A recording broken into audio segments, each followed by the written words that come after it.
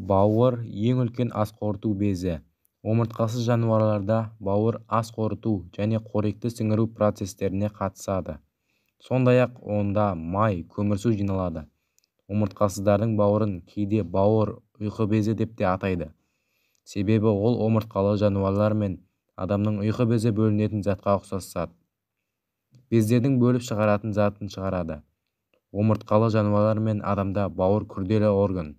Ол организмдегі зат алмасу процесіне қатысады. Әрі онда ас қорыту шөлдерінің бірі өт түзіледі. Бауыр сүзгі қызметін атқаратын ағзадағы ең маңызды орган.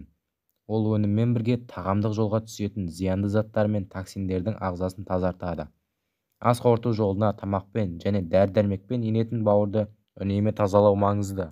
Ал сол зиян келген бауырды қалай тазалауға болады? Бүгін сол жайлы білетін боласыздар. Достар, біздің арнаға 97 көрермен тіркелусіз қарайды екен. Егер сіз тіркелмеген болсаңыз, дәл қазір тіркеліп қойыңыз. Сұлы, көптеген пайдалы қасиеттері бар және бүкіл денеге пайдалы. Дегенмен ол бауыр ауруларын емдеуге ең тиімді. Созылмалы аурулар мен әлсіз иммунитет болған жағдайда сіз бауырды тазарту үшін сұлыны қалай пайдалану керектігін, емдік қайнатпаларды қайнату және ішу керектігін білуіңіз керек.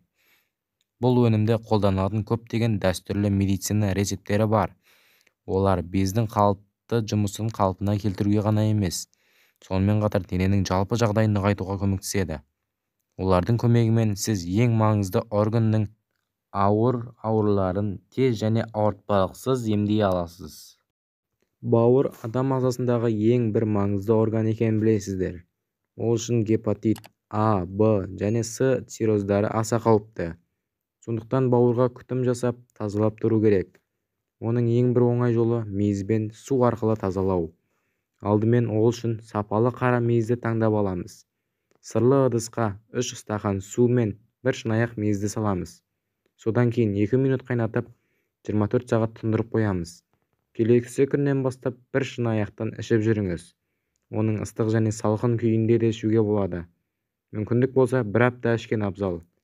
Әрі осы күндері майлы тағамдар мен алкогольді ішімдіктен бас тартыңыз.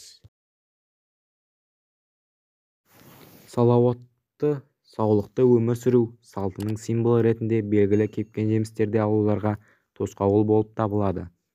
Әсіресе дәрумендердің тапшы болатын қыс айларында бұл азық түрлерінің орны ерекше. Денсаулыққа пайдалы жұмсақ етінің құнарлығы кептірілген жемістерде көбірек екендігін мәлімделген. Мамандар бұл азық түрлерінің міндетті түрде күнделікті ас мәзірде қосылуы керектігін мәлімдеуде. Қатерлі ісіктен бастап қан қысымы, қан аздығы, көз ауруларына дейін жақсы әсер ететін құрғақ жемістердің қысқаша пайдалары. Кіпкен өрік, курага ас қорыту жүйесіне пайдалы. Стрестің және қан аздығын алдын алады. Құрамында А дәрумені терідегі ақаулардың еміне оң әсерін береді. Күніне 5 дана кепкен өрік жеу құрамындағы калий арқылы жүрек бұлшықеттері мен нервтердің жетілуіне маңызы зор.